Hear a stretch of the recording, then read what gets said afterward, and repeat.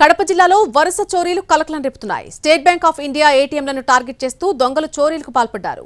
Gas కట్టెలతో ATM మిషన్లను కత్తిరించి అందులో నగదును దోచుకెళ్లారు. ఏటీఎంలతో పాటు ఇళ్లను కూడా లూటీ చేయడంతో ప్రజలు భయాందోళనకు గురవుతున్నారు.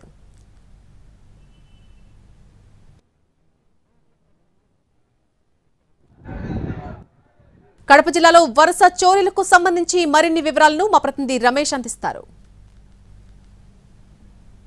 హల్చల్ చేశారు.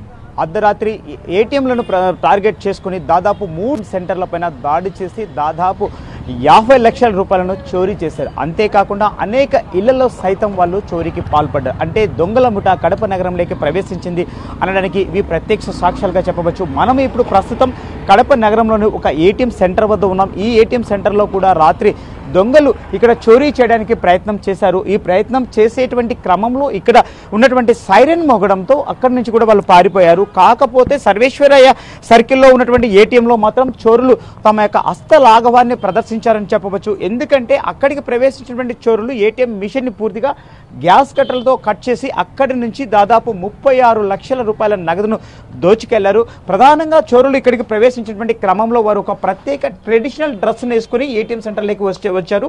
అంతేకాకుండా మాస్కులతో పాటు ప్రధానంగా వాళ్ళ చేతి గ్లౌజెస్ కూడా వాడారు. మనం చూసినట్లయితే ఏటీఎం సెంటర్లోకి ఎంటర్ అయినటువంటి తర్వాత వెంటనే ఈ యొక్క ప్రాంతంలో అన్ని కూడా వాళ్ళు ఇక్కడ గ్యాస్ కట్టెలతో కట్ చేయడానికి ప్రయత్నం చేశారు. అంతేకాకుండా వారు తెచ్చుకున్నటువంటి బ్లాక్ స్ప్రేను సీసీ కెమెరాలలో తాము ఎక్కడ రికార్డ్ అవ్వకుండా ఉండడం కోసం బ్లాక్ స్ప్రేను కూడా అక్కడ మనం స్ప్రే చేసినటువంటి దృశ్యాలను చూడవచ్చు. ఎందుకంటే చోరులు చాలా టెక్నికల్గా ఈ యొక్క వ్యవస్థను దీని యొక్క చోరీకి పాల్పడుతూ వచ్చినట్టు తెలుస్తుంది. ఇక్కడ పక్కనే ఉన్నటువంటి ఈ అలారం ఈ యొక్క సైరన్ మోగడం వల్ల ఎప్పుడైతే వాళ్ళు ఇక్కడ కట్ చేయడానికి ఇక్కడ గ్యాస్ కట్టర్లను ఉపయోగించారో వెంటనే ఆ యొక్క ఉన్నటువంటి సైరన్ మోగడంతో ఈ సైరన్ మోగినటువంటి మోగడంతో అంతేకాకుండా ఇది ప్రధాన సర్కిల్ కావడంతో ఇక్కడ నుంచి చోరులైనటువంటిది హుటాహుటిని ఇక్కడ నుంచి పారిపోయారు. కాకపోతే సర్వేశ్వరయ్య సర్కిల్లో ఉన్నటువంటి ఏటీఎంలో మాత్రం మనం చూసినట్లయితే ఇక్కడ ఈ మిషన్ ఏ భాగమైతే ఉందో ఈ భాగానంతటిని కూడా గ్యాస్ కట్టర్లు వారు తెచ్చుకున్నటువంటి గ్యాస్ కట్టెలతో ఈ భాగానంతా ఓపెన్ చేశారు.